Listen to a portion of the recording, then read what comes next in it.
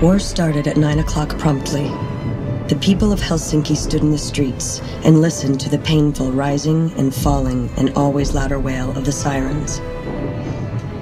For the first time in history, they heard the sounds of bombs falling on their city. This is the modern way of declaring war.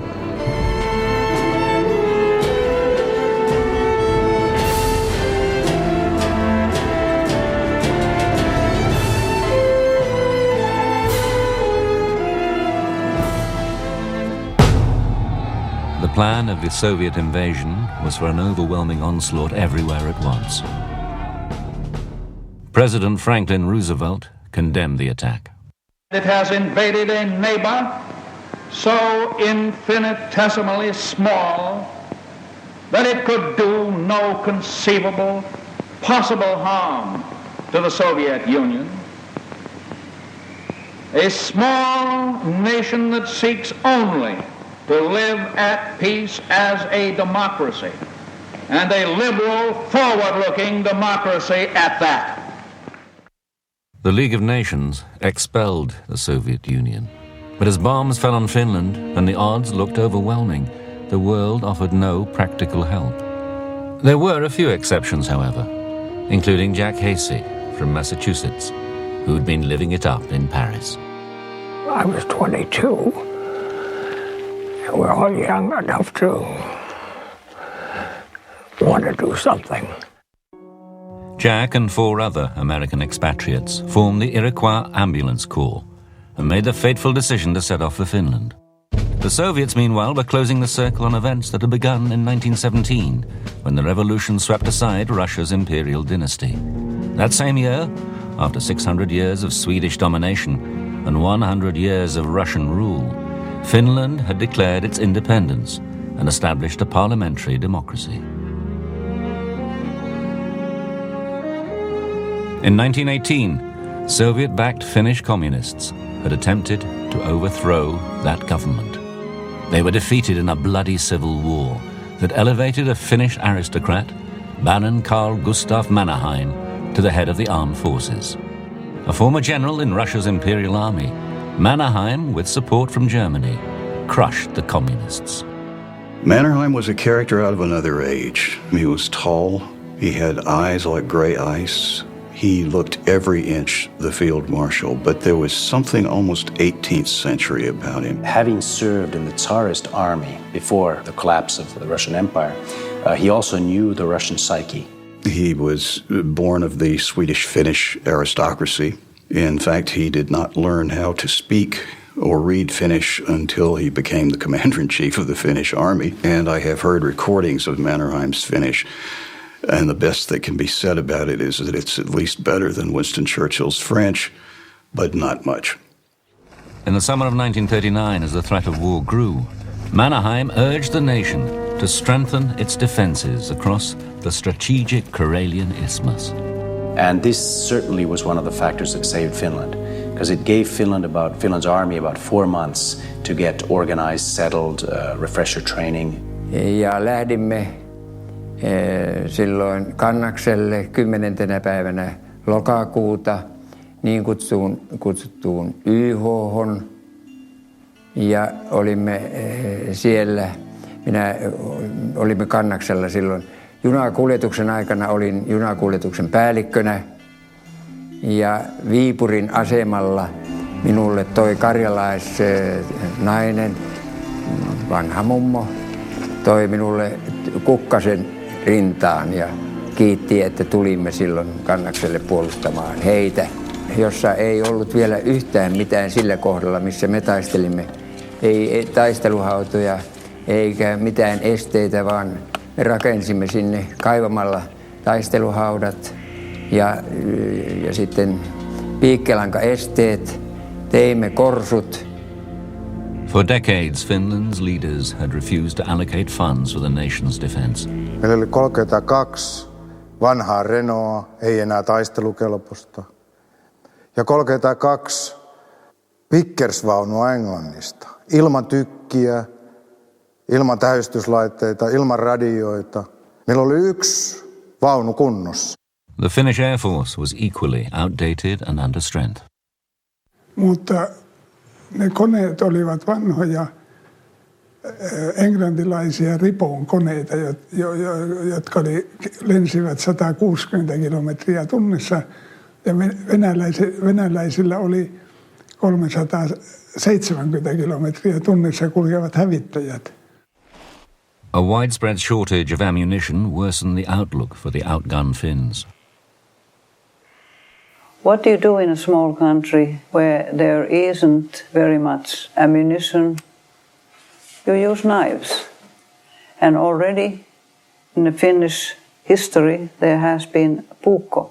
And puukko was used for a lot of things. And now it became very handy as a defense mechanism.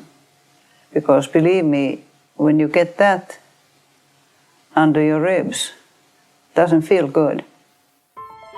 In an often unforgiving climate, Finns relied on the survival skills they learned as children. It was part of their character summed up in the word sisu. It means that personal kind of ability or spirit that every Finn is supposed to have, that when things go wrong, you don't give up.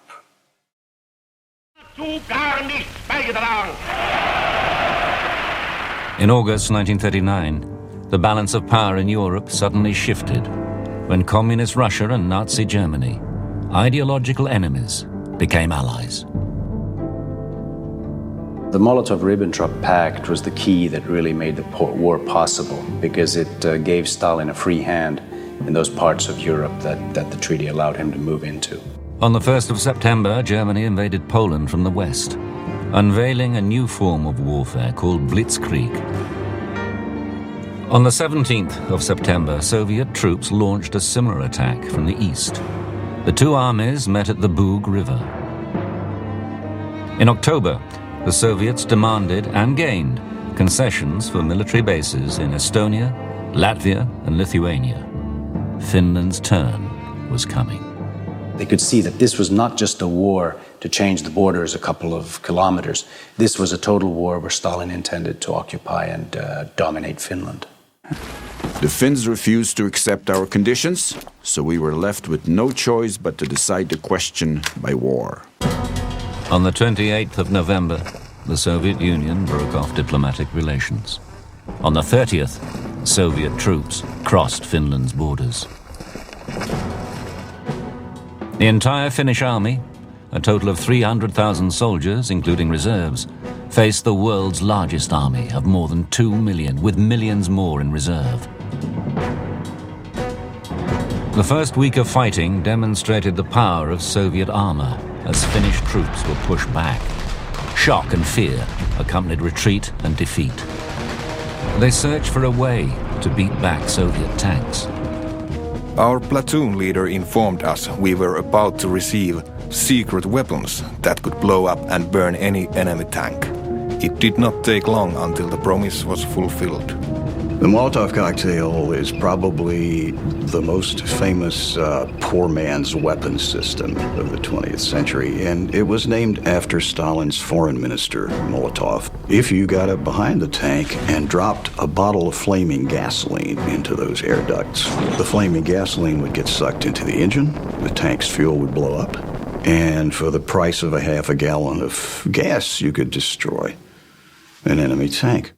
Toinen oli sitten nämä kasapanokset, ja siinä oli oltava vielä lähempänä, koska se ei ollut sitä pystynyt heittämään oikeastaan paljon 10-15 metriä pitemmän matkaa, että se oli sitten se toinen hurja torjuntakeino. Ja kolmas, jota myöskin käytettiin, jolloin vieläkin hurjemmat miehet täytyy sitten olla on suorittamassa, pantiin halko.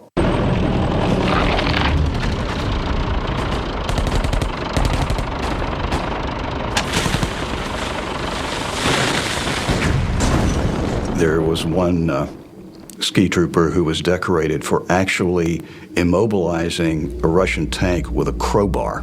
He pried the treads off by brute force, whereupon his partner came out with a satchel charge and blew it up. I was full of fear and full of care because of father who was in the war.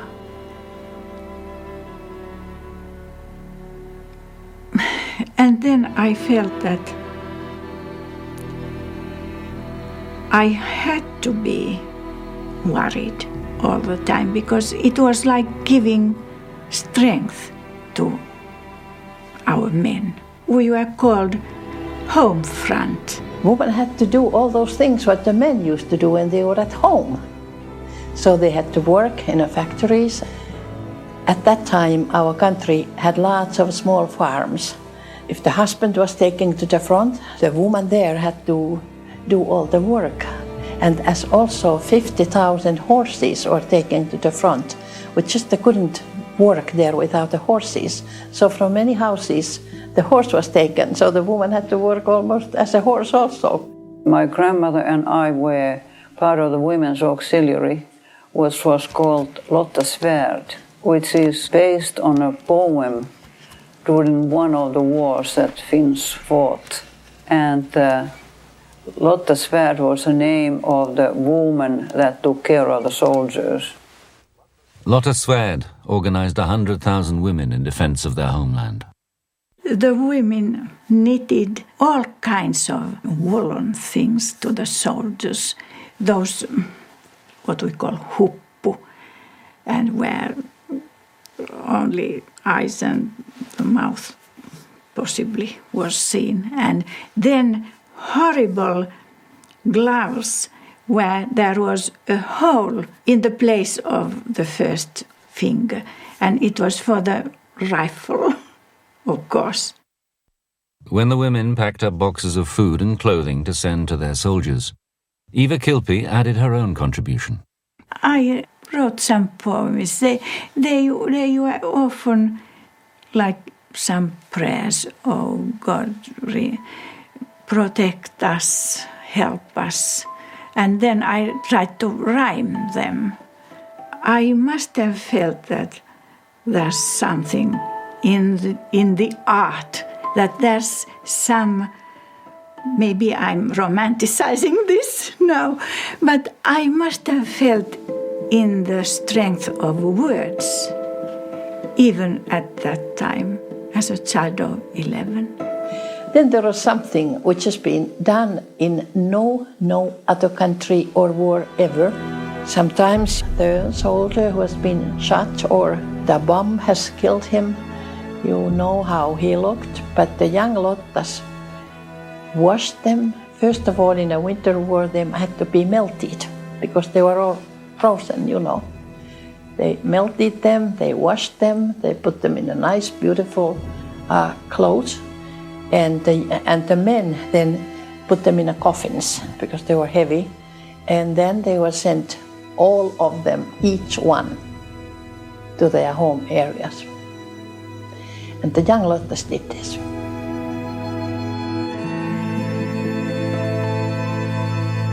Crossing the Taipale River now takes about 10 minutes and costs 50 rubles per car. The ferry is a section of an old Red Army pontoon bridge, powered by a recycled engine. In 1939, this river crossing was a killing zone.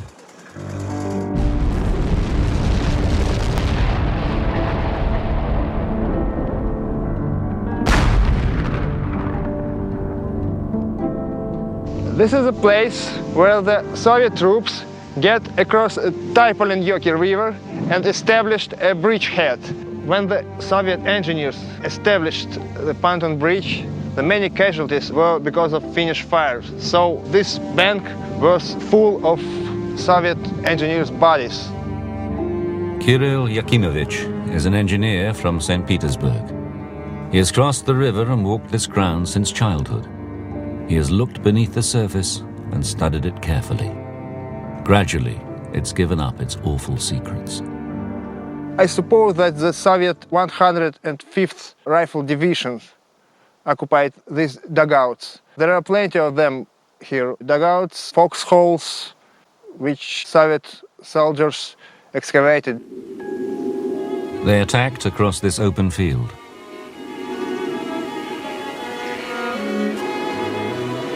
It began on the 6th of December.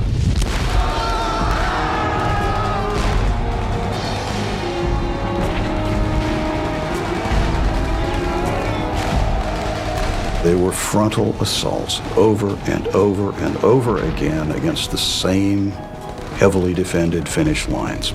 Entire battalions were wiped out. By mid-December, 3 Russian divisions had failed to breach Finnish defences at Taipale.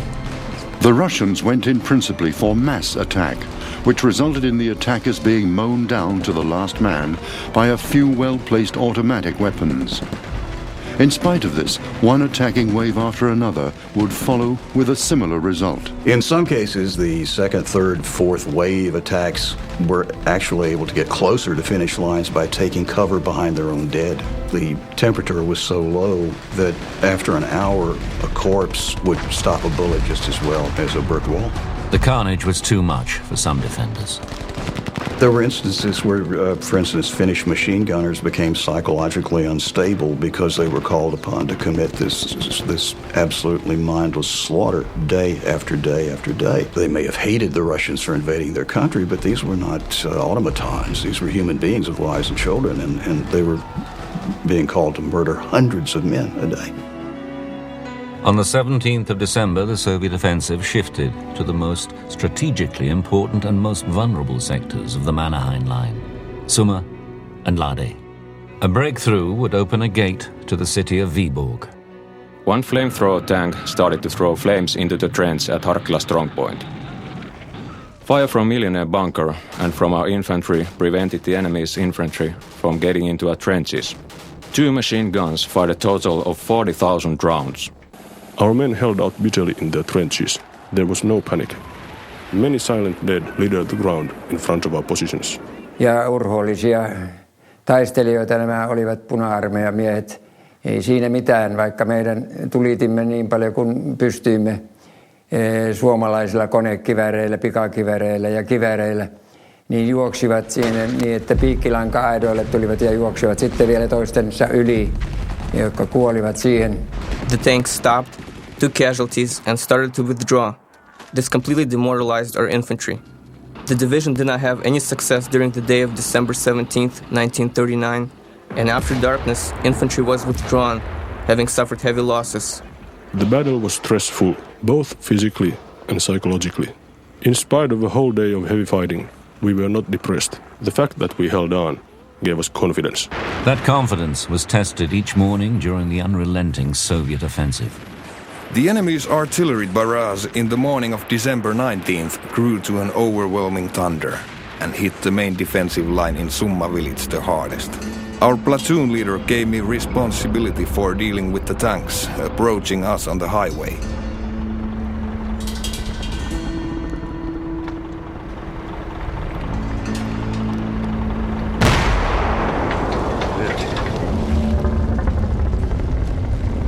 There were no signs of life inside the tank.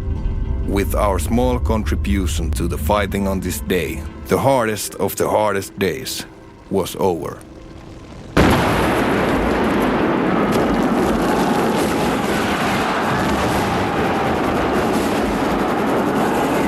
But even harder days were to follow. Tanks again broke through.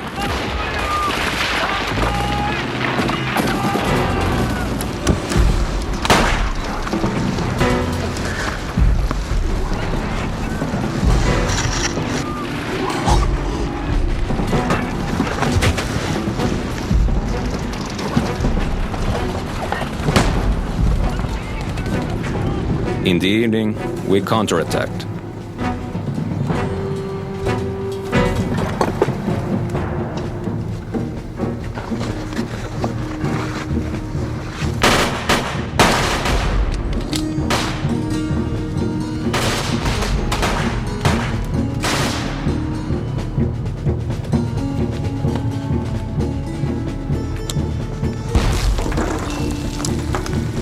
Despite all our shortages in equipment, we did the enemy a lot of harm.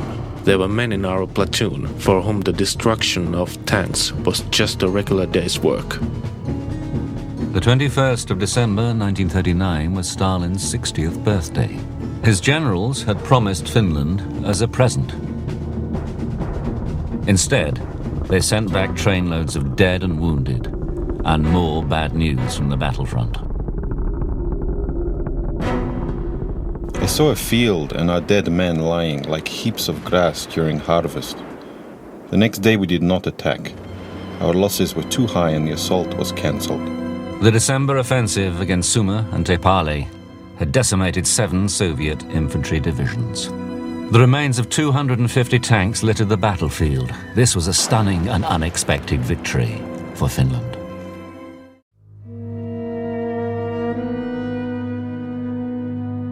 The winter of 1939 was one of the coldest in recorded history, with temperatures consistently below zero. Temperatures of minus 40 and 50 Celsius were not uncommon. Me taistelimme omalla maaperällä omissa olosuhteissa.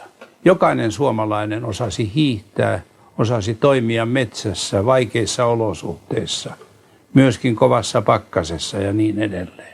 The Finns had snow camouflage. The Russians didn't. The Red Army troops stood out like proverbial sore thumbs. You couldn't miss them. As often as possible, the Finns tried to rotate their men so that the frontline troops at least got a few hours of warmth, a chance to have a hot meal. If you're going to fight in that kind of an environment, you have to provide a diet that's extremely rich in protein and fats. The Finns were able to do that. The Russians were black bread and tea. At 40 below zero, a hot meal is the difference between life and death. In mid-December, cold and hunger were the decisive factors in a battle Finns called the Sausage War. Marching through snow and ice, a Russian battalion slipped deep behind Finnish lines. All of a sudden, this Russian raiding force erupts in the rear area. This was the Russians' big chance. They had broken through, they were behind Finnish lines. If they had just kept going, they would have cracked the whole Finnish defense line. But what stopped them was the field kitchens. The Finnish cooks had just put on enough sausage soup to feed the entire 2,000 men in that sector. When they got a whiff of the sausage soup,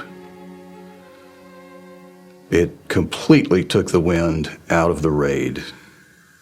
Ignoring their officers, the Russians immediately went for the field kitchens. Me jouduttiin siihen meidänkin komppana juuri keskelle sitä makkarakapinaa. Ja pimeä yö oli ja aina ammuttiin sinne, missä vaan leimatti. Ja sinne päin ammuttiin, ei nähnyt pimeässä mitään tähdetä. And that's what gave the Finns time to regroup, counterattack, and virtually wipe them out.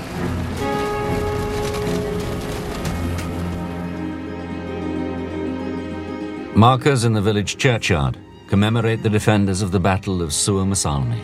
Memorials on the Rate Road honor another party, the elite Ukrainian 44th Division.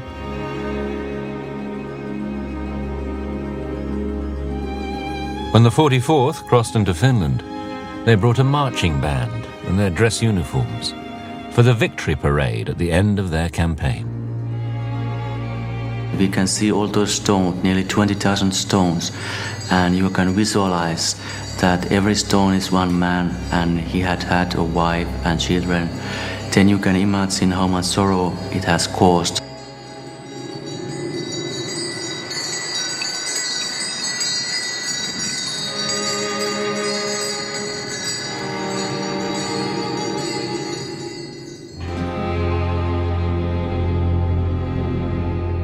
The 44th Division crossed into Finland on the Rate Road in mid-December. They had been sent to relieve the beleaguered 163rd Division, pinned down on roads around Suomussalmi by meagre yet persistent Finnish resistance. They were to then slice across Finland and cut the country in half. These were mechanized Soviet divisions, but the roads they were able to use, these were logging tracks. They were 1 lane wide. They were solid ice, and once the Russian columns were committed to that territory, they had to stay on the roads.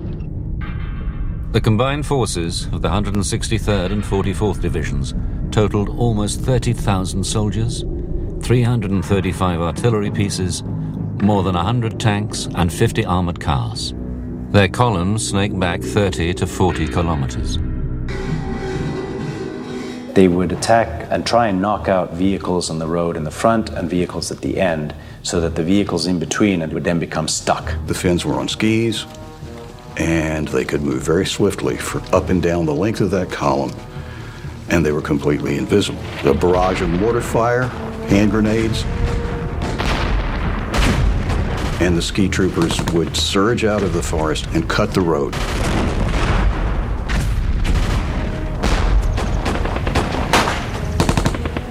And then disappear on the other side of the road. And after them would come combat engineers who would widen the breach and fortify it to cut off one segment of the Russian column from the other. They would isolate the units and cut them into what they called mottis, and motti is a measure of wood in Finland. When you chop wood and you stack it up, that's one measure of wood. And that's what they did. They chopped up these divisions. Once these Soviet columns were chopped into mottis, they were pinned down by snipers. The cold was so intense at Suomussalmi that the instant a man was hit by a bullet and his circulation slowed, his body froze in the posture that he was standing in when he was hit. Men are exhausted and starved. We have about 400 wounded, and no petrol. Most of the horses are killed. We are almost out of ammo. Enemy is attacking us from the front. Some commanders are deserting from the battlefield. I request urgent help. But there was no help for the 44th Division. Survivors huddled in underground dugouts against the intense cold, extreme hunger, and enemy fire. One by one, they were hunted down. 1,500 Soviet troops were taken prisoner. Captured tanks, trucks, guns, and ammunition helped replenish Finland's arsenal. Only 5,000 escaped across the border. Among them was General Vinogradov, commander of the 44th Division, and his 2 top officers. They were arrested, court-martialed, and placed before a firing squad. Suomussalmi is where the Finns scored their greatest triumph with Monty tactics. Monty tactics, repeated all along Finland's northern front, halted the Soviet offensives. Some Red Army units held out until the end of the war. None survived the Lemeti-Moti.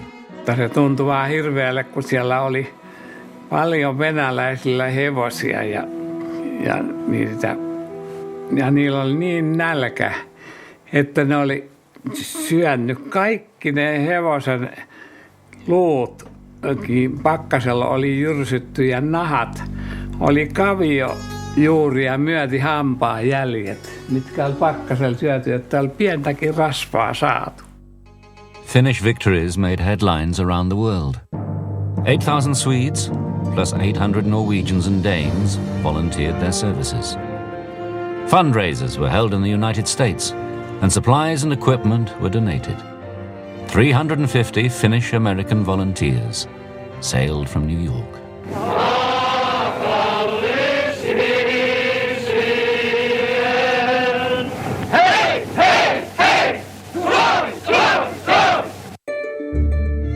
At the beginning of January, after a month of traveling, American Jack Hasey and his Iroquois Ambulance Corps finally arrived in Finland. They were immediately sent north, deep into the forests. He and his ambulance crew picked up the wounded and transported them to field hospitals, exposing themselves to constant danger from enemy attack and crossfire. One day, Jack's friend nailed a sign to a tree. When he brought wounded Russians to the hospital, he witnessed fierce emotions.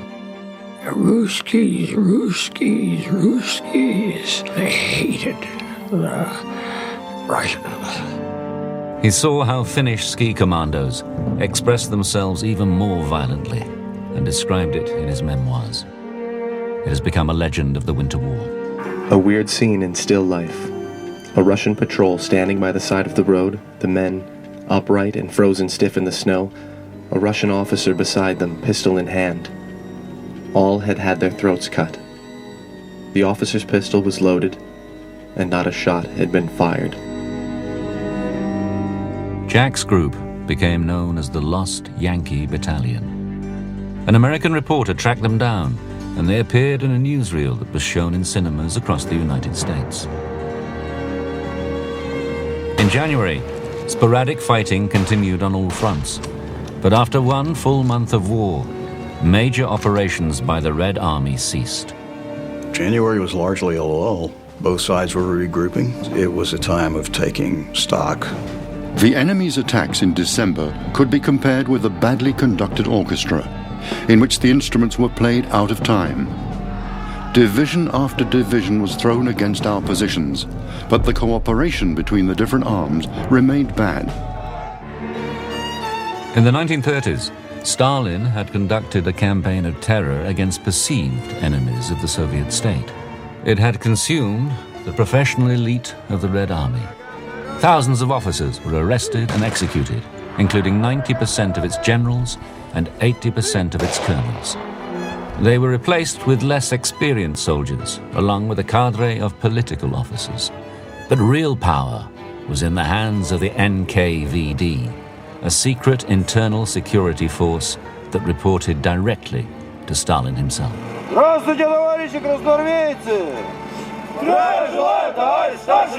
They interfered with everything, and they had the right and the authority to go in anywhere and to take very drastic measures like shooting the general, shooting anyone.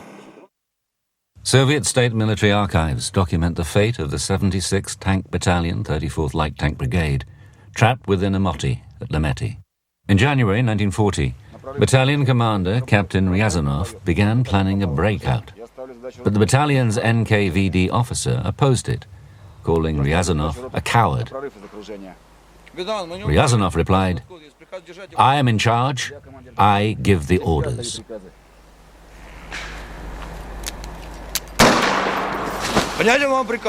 Only 19 men from that battalion survived the war. For Stalin, the situation was desperate because he was worried about Hitler, even despite the treaty.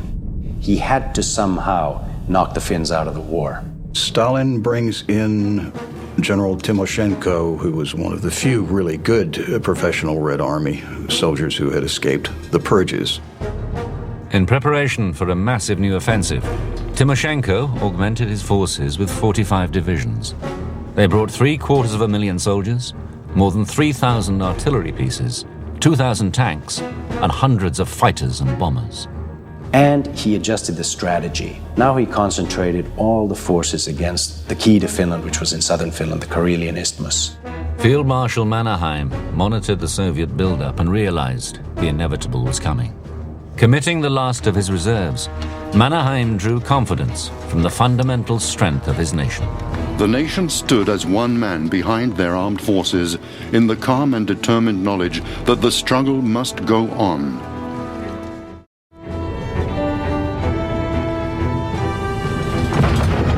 On the 1st of February 1940, the Russians resumed their offensive. Up to 2,000 artillery shells hit the Mannerheim line daily over the next 10 days. Niin kuin helvetti ei, niin en ole käynyt tietenkään siellä, mutta tuntuu siltä, että ei sen kamalampaa tilannetta voi olla. On the 11th of February, up to 250,000 shells rained down on the line, the largest artillery barrage since the Battle of Verdun in the First World War. 8:35. An unprecedented artillery bombardment of our entire sector. 12:15. Tanks have broken through. Enemy infantry has captured part of our positions. All Finnish reserves were thrown into battle, but the Red Army could not be contained. By the end of February 13th, on the third day of the offensive, the 123rd Rifle Division with attached armor units broke through the main defensive line. Suma fortified area was completely destroyed. At the end of February, Jack Hayes' work as an ambulance driver came to a sudden end. The next day, he was evacuated from the front line. By the end of February, Finnish defenders had been pushed back to a line in front of the strategic city of Viborg, headquarters for Finnish forces on the Karelian Isthmus. Finnish defenders struggled to hold their position. On the 5th of March, Soviet troops attempted a flanking maneuver across the frozen Gulf of Finland to surround Viborg. When the Finns detected columns of tanks and infantry on the ice, they fired their huge coastal batteries, 12-inch guns, intended to sink battleships. The weight and velocity of the projectiles was so enormous that it shattered the Gulf ice and opened up yawning gaps, and whole Russian companies disappeared through these holes in the ice. The Finns' desperate resistance continued with a ferocity that masked their steadily diminishing capacity. By the 12th of March, they had almost no more ammunition. At noon the following day, word spread along the line. An armistice had been signed. The brutal 105-day war was over. If a fly had been in the air, he would have heard its buzz. Not a single shot. Dead silence. I did not believe such a thing was possible. Then, people started to regain their senses. Started throwing hats and all kinds of stuff in the air. Almost nothing remained of our battalion. Front line is front line. All I felt was indifference. What do I remember most from that war? It was the incompetence of our army. It could not even deal with a handful of Finns. They showed us how to fight a war. Gunnar Latio, leading a column back towards Finland's newly negotiated border, decided to stop and check on his men. Lähdin hiihtämään sitten taaksepäin ja pysähdyin yhden tien vieden vähälle korkeammalle penkalle ja pistin suksen sauvat kainaloihin ja jäin katselemaan siinä poikia, kun ja heilautin kättä varmaan heille siinä, kun partaalina meni ohitte. Ja sitten minä nukahdin. That is where his men found him, dreaming that he was in hospital. 24 hours later, he woke up in a hospital bed. Ja olen onnellinen siitä, että sota päättyi sillä tavalla ja sillä hetkellä, sillä me olimme kaikki niin loppuun ajettuja kuin ikinä voi olla. Our company commander told us, the war is over. After that, he met a Finnish company commander in no man's land. In the evening, everyone started campfires. Our campfires were far from the Finnish ones. Everyone was drunk and our company commander was rebuking us. Our soldiers told him, "Who needs this war? Do Finns need this war? No one needs it, neither us nor Finns." Everyone was singing songs. I made myself warm at the fire. That was it. The war was over. Jack Hasey was on a ship in the mid-Atlantic, returning to the United States when he learned of the ceasefire. More than 6 decades later, after a career in the French Foreign Legion and the CIA, Jack Hasey was presented with Finland's highest honor, the Liberty Cross. The peace terms announced were harsh. The whole of eastern Karelia, about 12% of Finnish territory, became part of the Soviet Union. Anni Tukia was nursing wounded soldiers. Ja sitten oikein tuskainen nuori mies, opiskelijapoika kai oli se, ja häneltä oli amputoitu siis toinen jalka pois. Ja se siellä hyvin tuskaisena siitä se sanoi mulle, sitä varten kun minä sen jalkani sinne kannaksella jätteen sitä ryssäsen sais, ja musta kun säilyisi meillä vapaus. Tami Laininen was one of the thousands of Karelians forced from their homes by war. Ukki rupesi ihan ääneen itkemään. Ja me itkin ja me lähdettiin sinne. Se on sodan viimeinen rauhan ehdot luettiin, jotta me karjalaiset jäädään tänne. I didn't cry when everybody else cried. I used to go into the woods and cry alone. And that I have done many times because of the loss of Karelia, the loss of home, and because of homesickness too. And that was the day when homesickness made a nest in me, and it has not disappeared. Over the next few days, 422,000 Finnish Karelians refused to become Soviet citizens. They left their homes and most of their possessions and crossed the new border into Finland. Refugees everywhere, families trying to cram several generations worth of precious family belongings into one wagon or one sled. We had 3 days to get our things from Hiitola, and my mother and my grandmother went to traveled to Hiitola, and my mother and father met in the middle of night under a starry sky there on the yard of the home. As winter turned to spring, Finns were left with a final unpleasant responsibility. In Suomussalmi, along 20 kilometers of the Rata Road, melting snow and ice revealed the bodies of thousands of Soviet soldiers. In spring 1940, the Finnish soldiers buried these died Russian soldiers and also horses because the summer was coming on. And it was very difficult to walk around this area in 1940 in summertime because there were a lot of flies and the smell was very bad in this area. Reino Kerti was a 21-year-old soldier assigned to a burial party. Se olisi tuntunut hyvin vaikealle, jos ne olisi ollut omia, eikä hän nyt olisi pantukaan sinne. Mutta kun se on vihollinen ihminen. Sitä ei kunnioiteta sitä vihollista, olkoon se elävänä tai kuolleena. Nor were they honored by Soviet leaders. Only 350 bodies were sent to the Russian side because Russia won this war, and they said that only 350 soldiers died here, and they took all those bodies with them.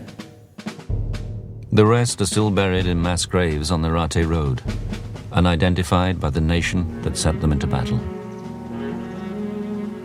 When Nikita Khrushchev took over as leader of the Soviet Union after Stalin's death, he began a realistic accounting of Soviet casualties. He claimed that up to 1 million Soviet soldiers were lost in the 3 months of the Winter War. Since then, some historians have disputed Khrushchev's numbers, but few have challenged his conclusions. A victory at such a cost was actually a moral defeat. Our people never knew we had suffered a moral defeat because they were never told the truth. All of us, and Stalin first and foremost, sensed in our victory a defeat by the Finns. It was a dangerous defeat because it encouraged our enemies' conviction that the Soviet Union was a colossus with feet of clay. In short, our miserable conduct of the Finnish campaign encouraged Hitler in his plans for the Blitzkrieg, his Operation Barbarossa. Stalin's perception of the threat to Leningrad turned out to be completely in the wrong direction, because when the threat came, it was from the Wehrmacht divisions pushing up through Poland and the Baltic states rather than from the Finns. It's quite possible that had Stalin not had the lessons of the Winter War, that his army would have been even in poorer shape when Hitler attacked, and that Hitler actually might have managed to take Moscow. Since the collapse of the Soviet Union, there has been a re-examination of this pivotal conflict. It was in 1988 when the Russians said that they start the Winter War. And before that, they said that the Finns started the Winter War. Most Russian people don't know anything about Winter War. They have white pages on their history. 6 decades later, the Soviet Union has collapsed, and all the occupied Baltic nations have regained their independence. Eastern Karelia, however, and its former capital, Vyborg, remain part of Russia. I'm waiting for Karelia to be returned to us so that I could take my grandchildren there and show that this is my original home district, and it has belonged to the neighbor for some time, but now it's again ours, And that is what I'm waiting for. The Winter War was a formidable experience that still resonates with valuable lessons. Don't rely too much on technology. Technology is important, material strength is important, but skill, how you use your equipment is even more important, and ultimately will. If you don't have the will to fight, nothing else matters. The people of Finland have shown that a united nation, small though it may be, can develop unprecedented fighting power and thus withstand the most formidable ordeals that destiny brings. By closing ranks at the moment of peril, the people of Finland earned for themselves the right to continue to live their own independent lives within the family of free peoples. Finland won. Because had Finland lost, she would have been occupied by the Soviets and she would have been like Estonia, which actually gave way to Stalin's demands and was occupied. And so in this sense, Finland won, obviously. Nature has tried, but cannot conceal the old battlefields. The anti-tank traps, blasted bunkers, unexploded shells, and unburied human remains. On these old sites of conflict, a new generation of Russians and Finns meet. Not to renew a war, but to remember.